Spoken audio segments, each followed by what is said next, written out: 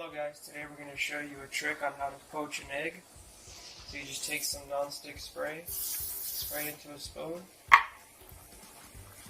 spread it in there, then you take an egg, and just crack it.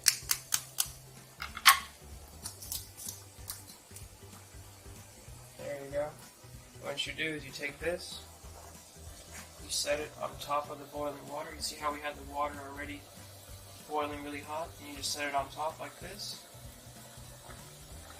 Take a lid, set it on top like that, and then you just leave it for around 3 to 5 minutes, and yeah, the egg will come out poached.